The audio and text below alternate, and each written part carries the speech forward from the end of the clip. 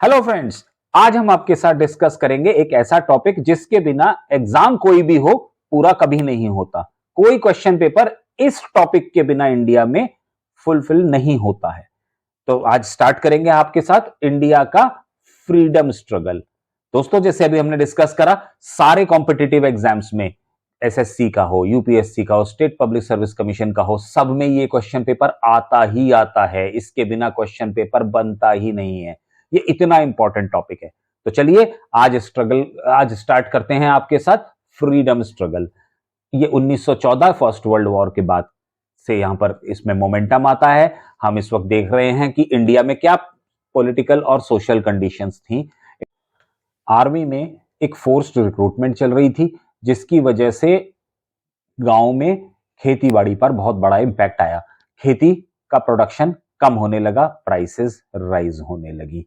इसके बाद इंडिया में एक इन्फ्लुएंजा वायरस हुआ, जिसकी वजह से लगभग 1.25 करोड़ लोगों की जानें गई। ये हमारा पॉलिटिकल और इकोनॉमिक सिचुएशन इंडिया में थी इस समय, जब भारत में आजादी का आंदोलन शुरू होने वाला था। इसी दौरान एक पॉलिटिकल लीडरशिप का जो वैक्यूम क्रिएट हो रहा था, उसको पूरा किया गांधी जी ने। गांधी जी एक बहुत सक्सेसफुल मिशन के बाद, जो उन्होंने साउथ अफ्रीका में करा, उसके बाद जनवरी 1915 में वो भारत आते हैं। जनवरी 1915 में भारत आने के बाद गांधी जी ने भारत का भ्रमण किया, यहाँ के लोगों के बारे में देखा, सोचा कि कैसे इन लोगों को इनकी समस्याओं से मुक्ति दिलाएं और किस तरह से अंग्रेजी हुकूमत को यहां से निकाला जा सकता है। गांधी जी ने अपने सत्याग्रह आंदोलन की शुरुआत करी।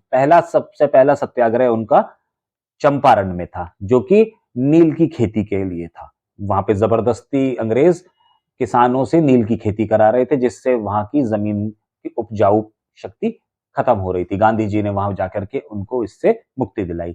दूसरा उनका खेड़ा में, खेड़ा गुजरात का एक डिस्ट्रिक्ट है, जहां पर कि गांधी जी वहां के किसानों को ऋण जो उनका था माफ करवाने के लिए और टैक्सेशन को थोड़ा सा वेव ऑफ कराने के लिए गए थे, क्योंकि 1 साल पहले वहां पे सूखा पड़ चुका था और वहां पर किसानों की ये पोजीशन नहीं थी कि वो टैक्सेस दे पाए। तो गांधी जी ने दूसरा सत्याग्रह वहां पर करवाया और उनको रिबेट्स दिलवाई। तीसरा सत्याग्रह 1918 में गांधी जी ने अहमदाबाद में किया, कॉटन मिल वर्कर्स के लिए। कॉटन मिल वर्कर्स से बहुत ज्यादा काम करवाया जाता था, उनकी तनख्वाहें कम करवाते थे। गांधी जी यहां पर भी जाकर के उनको 30% तक का इंक्रीमेंट दिलवा पाए। इसके बाद गांधी जी इतने ज्यादा पॉपुलर होने लगे कि अंग्रेजी हुकूमत उनसे अब डरने लगी थी। अंग्रेजी हुकूमत 1919 में एक राउलेट एक्ट लेकर के चले आए। राउलेट एक्ट में पॉलिटिकल प्रिजनर्स को 2 साल तक बिना किसी अदालती कार्रवाई के अरेस्ट किया जा सकता था।